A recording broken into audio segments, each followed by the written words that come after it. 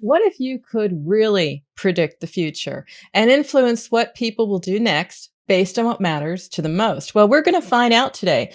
I'm your host, Peggy Ann Saltz, mobile analyst, tech consultant, founder of Mobile Groove, and a senior writer at Forbes.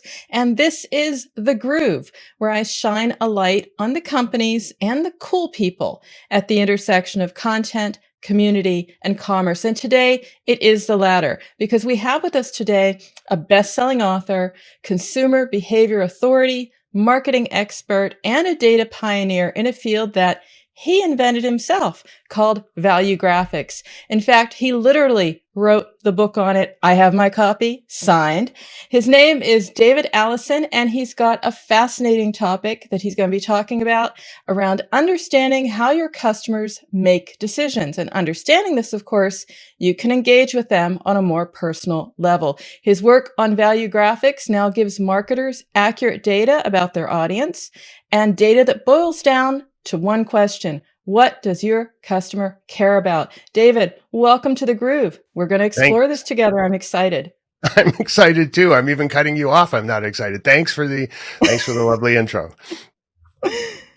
So I said we're going to explore what drives our decision-making process. Huge topic. I just want to take a step back and understand the background. What were you doing? What were you working at when you stumbled upon the idea or found the inspiration for Valuegraphics? Yeah, you know what? It really is a stumble across sort of story like 3M sticky notes or microwave ovens. They famously weren't looking for that when they found them. So I had a marketing services firm. We did creative work and branding work and strategy work, but in a very specific and weird industry. It's not a weird industry, but a very specific industry. It was all about real estate development. So large scale condominium complexes and resort developments and all kinds of different things all over the world. And like every marketer, we started every project with a description of our target audience and, demographic description, some past sales behavior and all those sorts of other psychographic things. And then we'd run around and spend $1 million or something and try and get a bunch of people to buy a condo or a vacation home or whatever it is we were selling. Now, the interesting thing about that industry is about 2 or 3 years after you do that marketing work, you get to stand in a room with a glass of champagne and a shrimp on a stick and look around and see who came. Who were you actually able to convince to do the thing you wanted them to do? And over and over and over again for 10 or 12 years, the same thing happened. I'd be standing in that room looking around, and very few of the people in the room matched the target audience description demographically. And it was maybe 10 or 15% of the people in the room who were the people I had talked to. So who are all these other people? And why were they there? It was a giant, giant mystery. So we set out to see if we couldn't solve it, and we eventually did. It starts by looking at the fields of behavioral science and saying, okay, how did those people decide to be there? How do human beings decide things in their lives? And if you look at neurology and psychology, sociology, psychiatry, all these different fields of human behavior studies for decades now, all these smart scientists have landed on exactly the same idea, the same thing that's been proven out all over the world. And it's this very simple idea that what we value determines every single thing we do. So if your family is the biggest, is your core values are all about family, and something comes along that'll be really great for your family, you're going to run towards that thing and feel happy when you get it. And if something comes along that might be bad for your family, you'll run away from that thing and you'll be anxious until you get it out of your system, get it away from you. So that was the starting point, was just saying, okay, cool. We need to understand the values of target audiences, and then we'll know what to say to them and how to build products and services and brands and ideas that are from a behavioral science perspective, incredibly magnetic, if that's how humans make all their decisions, which is to be as aligned as possible with their values. So that's where the journey started. It's 750,000 surveys now that we've done around the world to figure this out. And we've created the world's very first global inventory of what everybody on Earth actually cares about, what our shared core human values are. And we can use this to profile and create personas for any target audience, for anything, anywhere on Earth with more precision than you need for a Harvard PhD. So it's pretty cool stuff. It's sure a lot of fun to get up and work on this every day.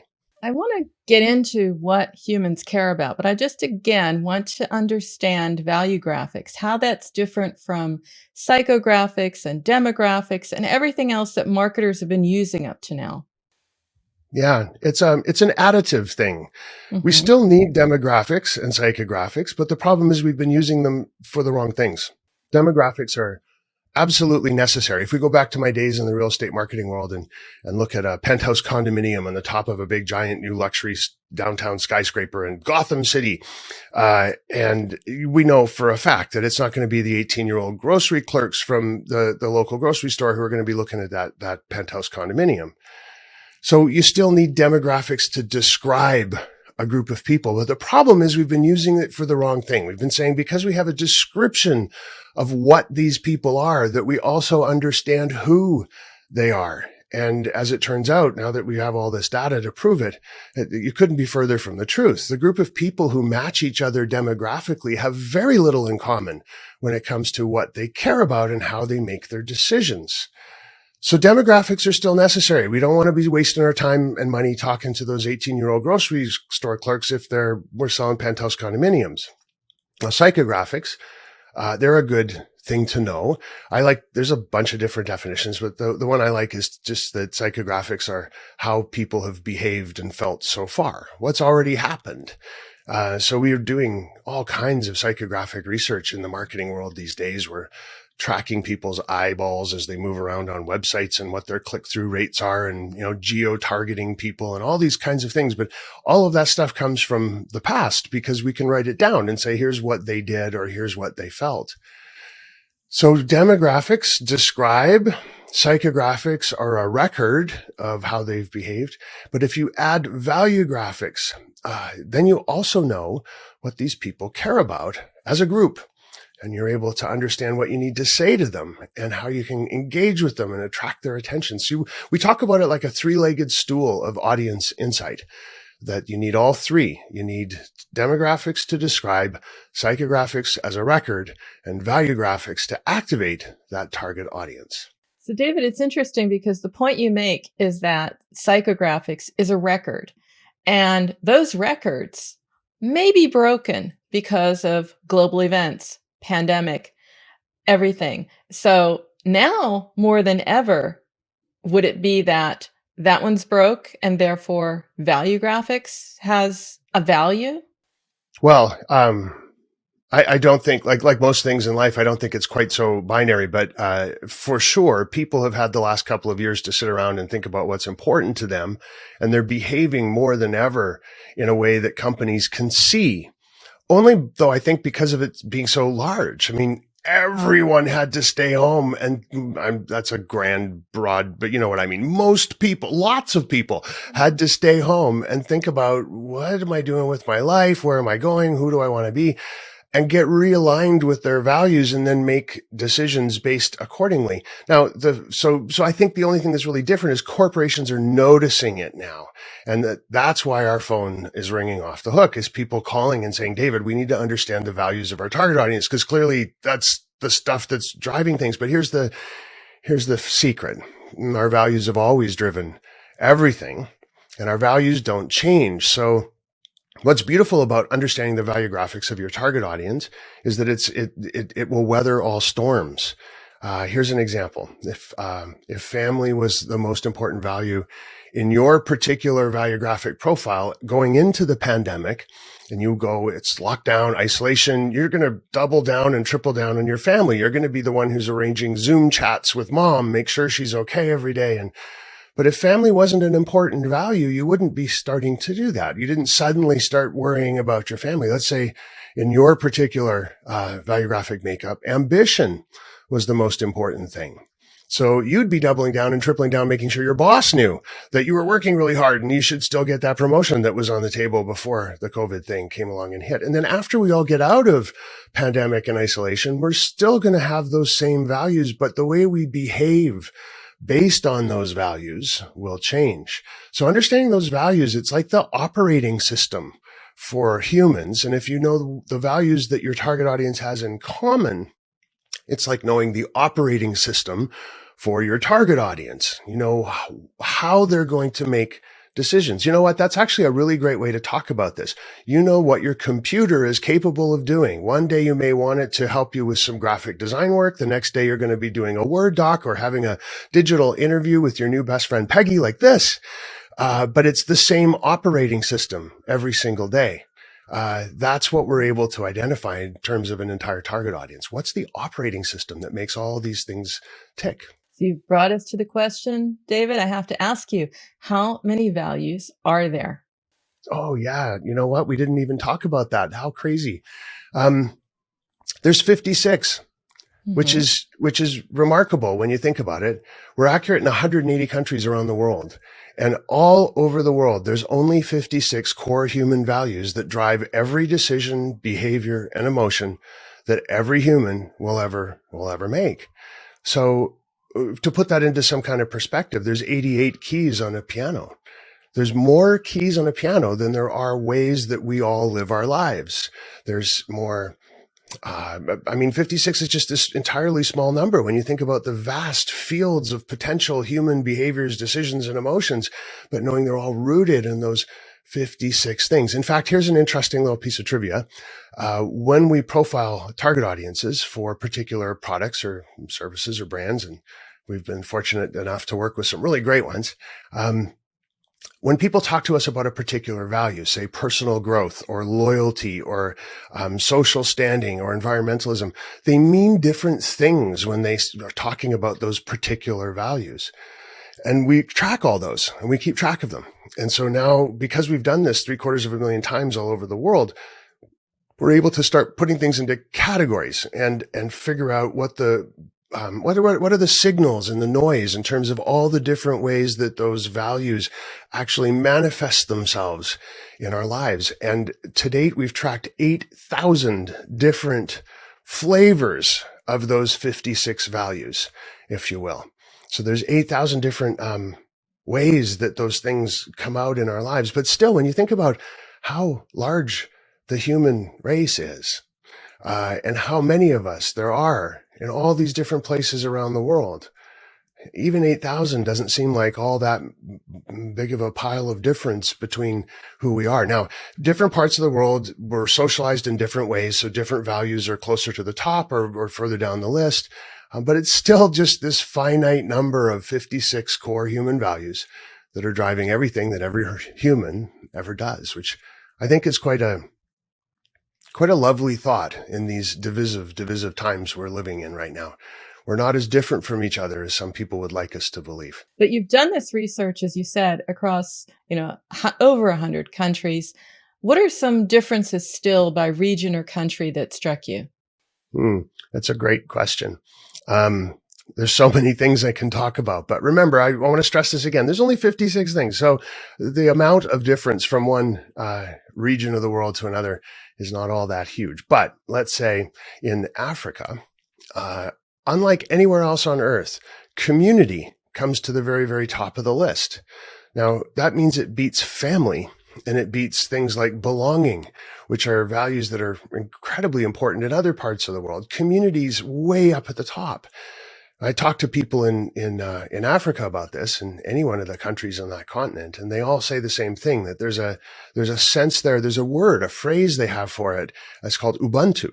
And that's about how the only reason I'm here is because you're here, and you're here because I'm here. And that we're basically, as much as this is a phrase we've heard too much of during COVID, we're all in this together.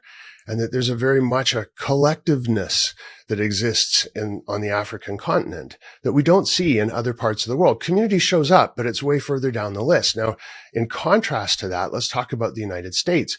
In the US, the number one most important value across the board is belonging. Now, that's even more important than family, which is number two. And now this is me extrapolating from this, but when you think about that, think about the sort of polarity of belonging that's going on in the United States right now. You're either in this camp or you're in this camp when it comes to particularly the political divide that's happening in that country. And it's more important than family. I have so many American friends who've told me stories about Thanksgiving dinner or Christmas dinner where Aunt Sally or Uncle Bob aren't allowed to come anymore because they're in the wrong tribe. they're not on the same page as the rest of the family.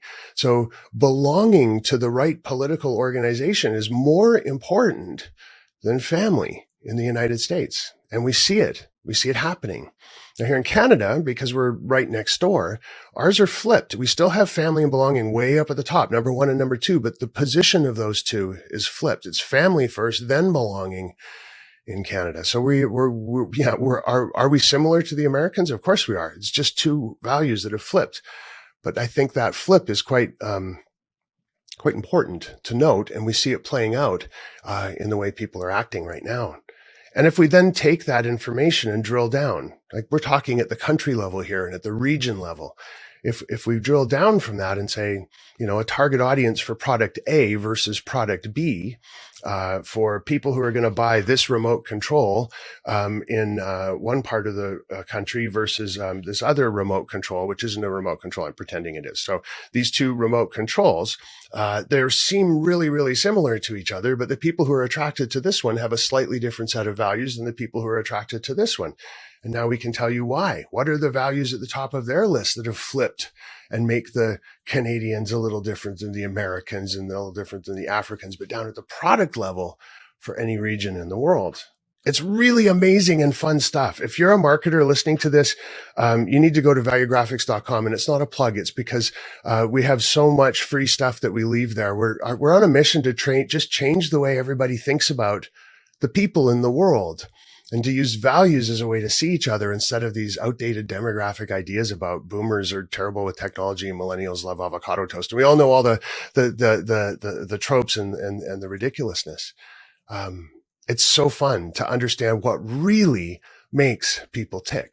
But to your point, David, exactly that other stuff. And I remember in the early days of trying to figure out personas, we were using animals. I remember a mobile operator saying, "Oh, you're a dolphin or you're a dove."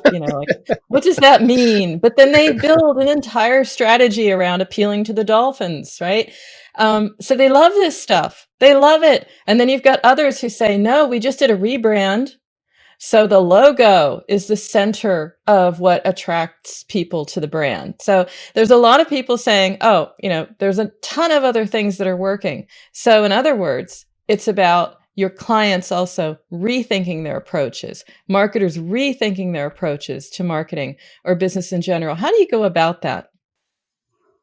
How do you go about just rethinking the way you do stuff? Helping your client rethink. How do you help your client rethink? Because they've had these notions. We love millennials, Gen Z, Gen Y. Oh my gosh, don't get me started on that. Let's talk about that for a second, because you brought it up. This is on you, Peggy. So if we look at the data, remember there's 750,000 surveys. We've measured those 56 core values plus a bunch of other contextualizing things about needs and wants and expectations in our benchmark study. So we actually have 436 different data points, 750,000 surveys in a random StratStat rep for the population of planet Earth. This thing is like a crazy big pile of data. So we can go in there and we can look at demographics and see how similar people within any demographic cohort really are. So if we look at millennials, for example, because we spent the last 25 years and how many trillions of dollars convinced that they were unicorns in the enchanted forest that we'd never met before, and that we had to change everything for them because nothing was right for the millennials, our HR policies and our marketing, everything had to change because we'd never seen a human like this before. So millennials actually are only similar. They're only targetable. They only agree on any of the things that make us human. 15% of the time, 1-5. So that means 85% of the time, if you're spending $1 trying to target millennials based on what you think you know about millennials, you're going to be wrong. 85% fail rate baked in right from the beginning. Now that 15% is only if you're perfect, and you won't be. So you're at best going to get 10, 11, 12% ROI on your efforts, financial time, whatever it is you want to measure against that target audience. And the same thing holds true for every other demographic profile, every other cohort that you label that we're familiar with: gender, income, marital status, number of kids, all of those kinds of demographic labels. On average around the world, the people within any one of those things only agree with each other 10% of the time. So that means 90% of the money and time we're spending targeting people using demographics is a waste of time and money. What a waste. How many trillions of dollars around the world are we spending in PR and marketing and advertising based on demographic ideas of who people are? So your question, to come back to that, how do we get people to think about things differently? Well, that stat I just gave you kind of helps. When we can point to that and say, listen, the current way you're doing things is incredibly inefficient, incredibly inefficient. And if all you do is think about the values of your target audience in the broadest possible sense and add that to what you know about the demographics and the psychographics of your target audience, we can get as much as an 8x in terms of the ROI on every dollar an hour that you spend. So let's go back to that. It's 89% is the best one we've seen in all the work we've done all over the world. So instead of a 15% ROI targeting millennials, we can get you an 89% ROI if you actually target people based on putting them into value graphic segments instead of demographic segments. That's pretty remarkable. And so what I always point out is, like, even if we're half wrong and we can only get you a 4x, or we're 3/4 wrong and we can only double the efficiency of every dollar an hour you spend. I mean, what have you got to lose, folks? Just layer the values on top of what you think you know about your target audience. And how could this be a bad thing? We, of course, would love every organization to rethink the way they're targeting and segmenting and putting people into personas, but that's not always realistic. A startup could decide from day one that that's the way they're going to organize things. But most of the time we're dealing with larger corporations who have a very set way of collecting data and analyzing data. And that's fair. So value graphics can layer on top of the stuff you've already got. And in fact, we're having a really fascinating conversation right now with a company that's going to make that happen in real time and automatically.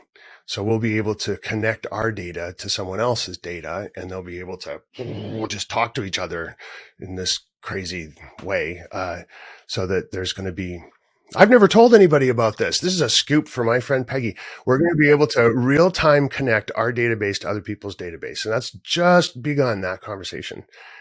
So it's not happening anytime in the next couple of weeks.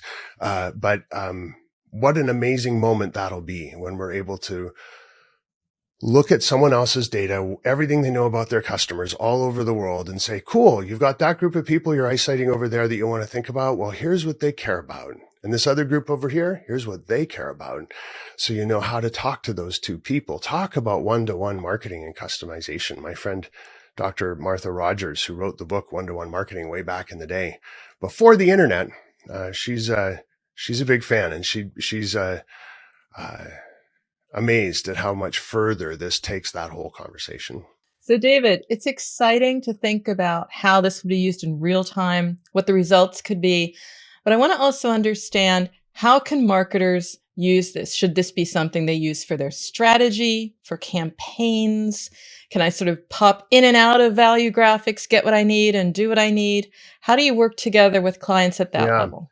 Okay, I want to tell you 3 stories. One is about global brand positioning. One is about global customers, and then we'll bring it home with like a really simple little story, a beautiful, charming anecdote. So, big global brand positioning in next week. In fact, I'm going to be in New York, and I'm talking to the senior management for a very, very large organization. I'm, like any research firm, I'm trying to not name names here because that's their business, what they're doing.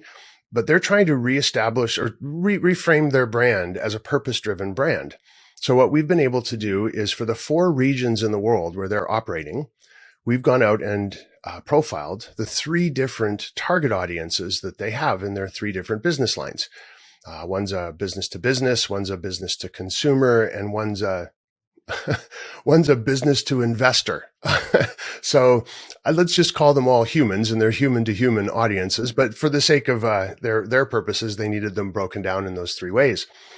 So in each region of the world, we're able to identify what drives the decisions of those 3 different kinds of people. And we can think about it like a whole series of Venn circles overlapping, and we can see where the sweet spots are and say, listen, the things you say about your brand and the way you position yourself in this part of the world works for all 3 groups. But over here in this part of the world, this one group you're trying to talk to, they're kind of too different than the others. So you're going to have to figure out a special kind of strategy to talk to those guys. But over here in the United States, all three of them are too different from each other. So like we can present them with a roadmap and say, for a global brand repositioning, here's the things you need to think about and the way you need to tweak messages in one part of the world versus another, and for one audience versus another, all based on what people care about and how they will be attracted to your brand. So that's a pretty cool tool to be able to use when you're thinking about a global brand repositioning like that. Now we take it down to a sort of a more tactical level, I suppose. We worked with a very large sportswear brand who I won't name, but I'll tell you that their competitors are people like North Face and Patagonia. And so this group operates in multiple parts of the world. And in every part of the world, what we were able to do is tell them, what do their customers care about, regardless of demographics? Just what's the core driving principle behind why they choose this brand? But also, why do North Face customers choose that brand? And why do Patagonia customers choose that brand? And by the way, what about the people who used to buy our brand and stopped?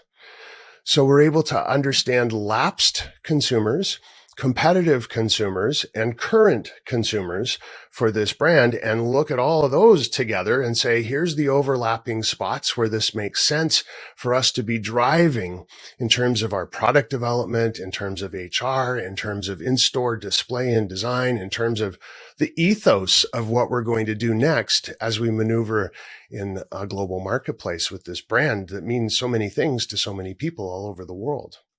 So, very tactical kinds of considerations versus big brand positioning kinds of considerations, both have messaging, just like to take it back to a really simple place. You're the person who's sitting there faced with, what's the blog going to be about this month, or what should I put out on our LinkedIn page?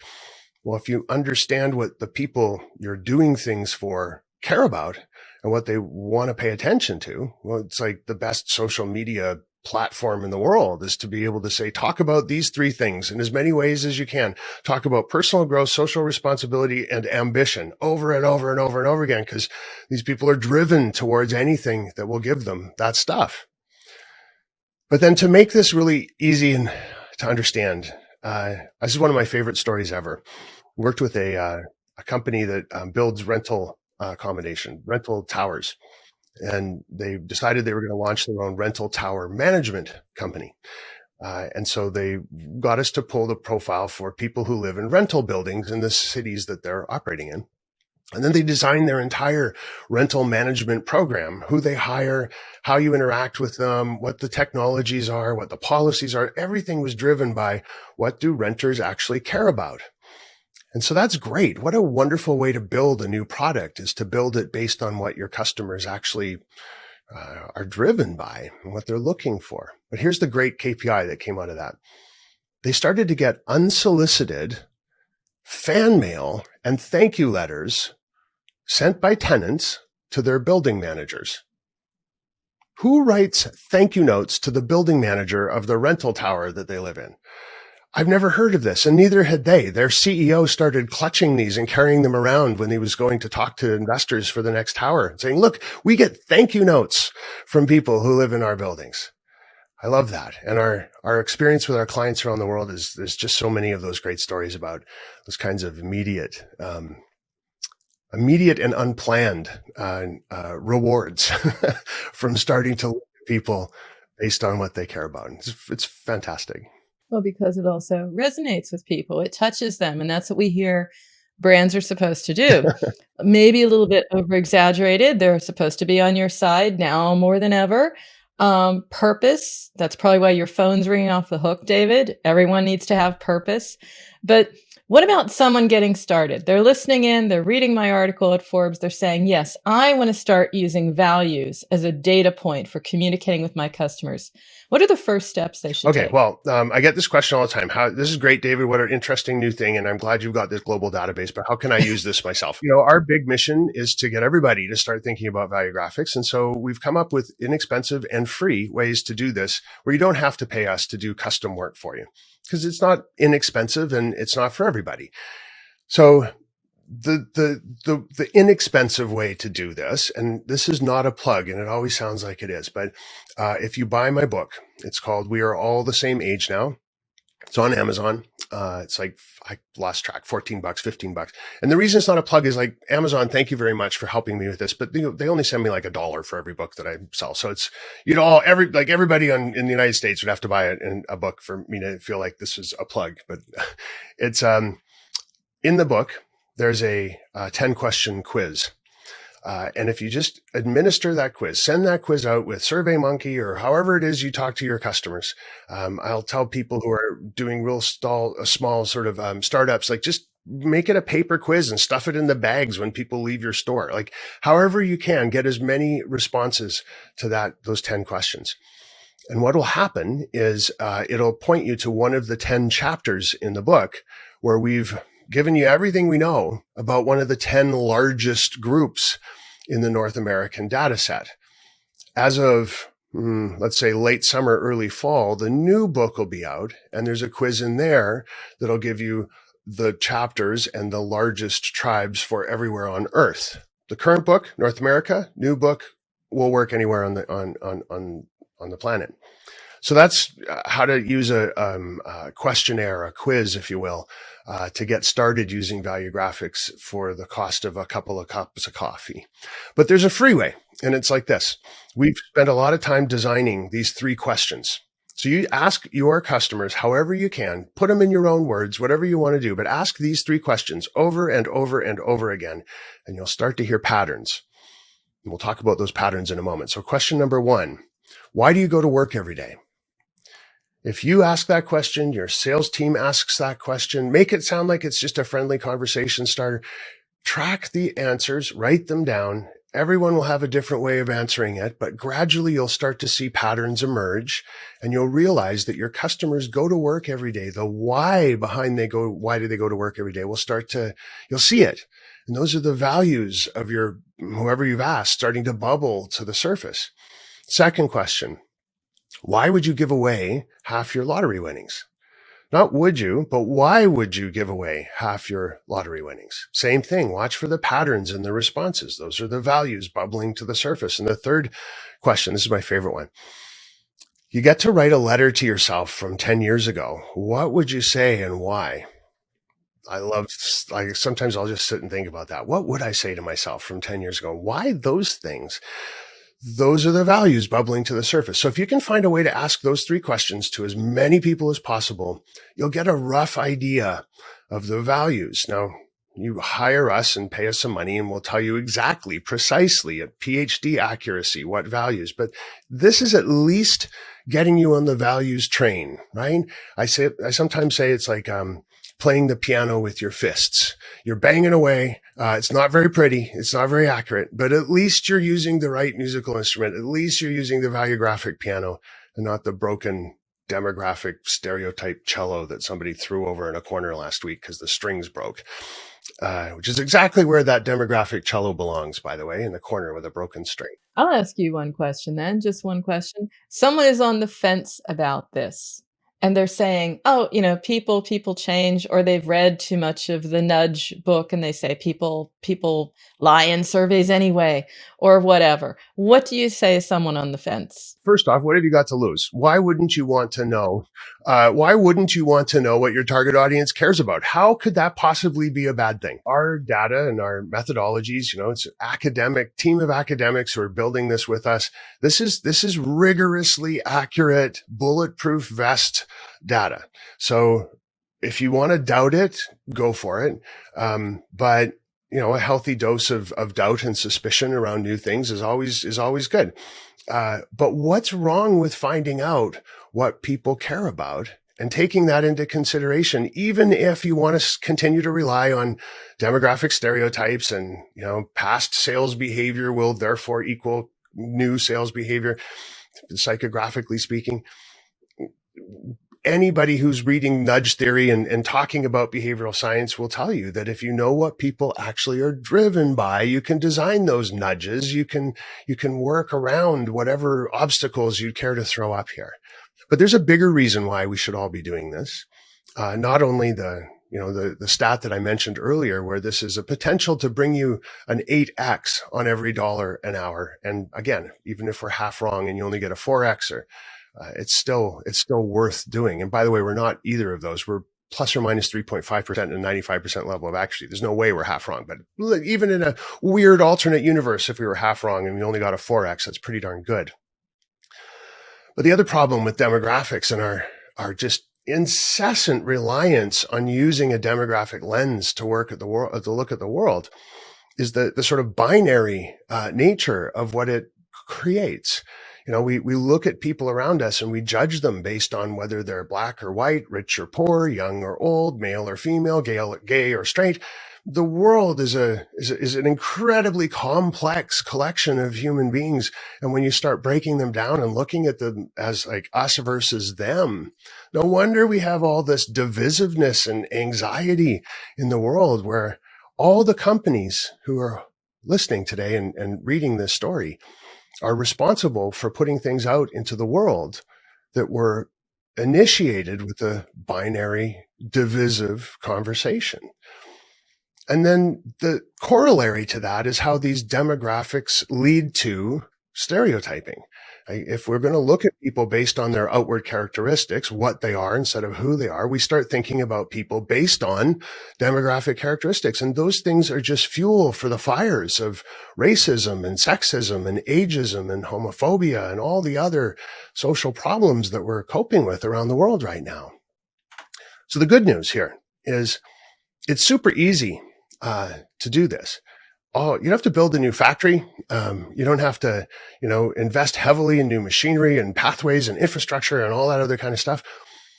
If you want to do way better at work, you just need to change the way you look at people and think about the people that you're trying to influence. And if you do that, you're also going to be changing the world. Because if we change the way we look at each other, we can change the world. So you get to do well and do good. So not many times in our lives, those opportunities come along. And that's certainly what drives us here on my team. Thanks so much, David. A man with a mission. I love that. I have one last question for you, because you've got more than a book. You've got more than a business. What are your plans, or are you thinking about turning this into something more? Because obviously you could expand to be much, much more. Yeah, it's an embarrassment of riches. Now it really is. Now that we have the opportunity to harness the power of core human values, the things we can accomplish around the world are endless. Here's a little secret that I'll just share with you because we're best friends. The using the Valuegraphics database and trying to talk to large organizations and big brands and get them to change the way they look at their consumers, it's kind of a Trojan horse for us. It's important work and it's helping these companies do much better. But my real reason for that, and not just diving headfirst into philanthropy and the humanitarian work we can do around changing people's behaviors as it relates to the things that need to be helped around the world, is that every large organization who embraces a valuegraphic view of the world is just another, it's just a louder and louder megaphone, because it trickles down into the way their products are built and the way their messages are created and the staff that's inside those organizations. Everybody starts to think value-graphically about the world. You can't unsee this stuff once you see it, once you see how logical it is to understand people based on their core values. It's with you. So I look at all of our corporate work as just a megaphone. It's just helping us be more evangelical around what we're really trying to accomplish.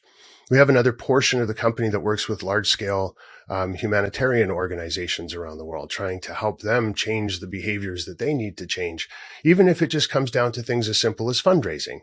How can we get more people to pay attention to what we need and incent them from a behavioral science perspective to whip out the checkbook and help out. There's education initiatives that are on the table that we're trying to push forward one little bit at a time, where we're going to have online coursework and we're going to have the ability for coaches and others to represent value graphics and become value-graphically certified so that they can start working with their target audiences. The more ways we can think of to get the most number of people the soonest to change the way they look at the world, the happier we are. So that's really what's driving us. Yes, there's I've alluded to this earlier. There's technological advances we're looking at implementing. There'll be dashboard systems. There's all kinds of fun things. The real limitation is just the number of hours in the day in order to figure out how to take all this stuff and wrap it up and send it in the right direction. So for now, we're focused on helping big, giant brands and corporations, because they have the biggest, loudest voices, get them to shift the way they look at people. That's a big focus for us. The other big focus is my speaking work and my new book coming out, because again, that's a megaphone. It's an opportunity to talk to large groups of influential people and have them start to rethink the way they're walking through their days and how they're looking at other folks that they encounter. So those are our two biggest prongs at the moment, but watch this space, as they say, because lots more to come. That is fantastic. I was just going to say that, exactly that. I bet I will have you back. But for now, David, thanks so much for sharing and being my guest today. Thanks for having me. It's been a great conversation. I think one of my all-time favorites, in fact. Thank you. And inspiring. And of course, thank you for tuning in. More to come in the series, more interviews, more ways to connect with people like David. And in the meantime, knowledge is for sharing. So spread the word. As David might say, tell your tribe. Like the show, share it, subscribe to it, subscribe to the channel. All of the above would be amazing. So until next time, this is Peggy Ann Saltz signing off for The Groove.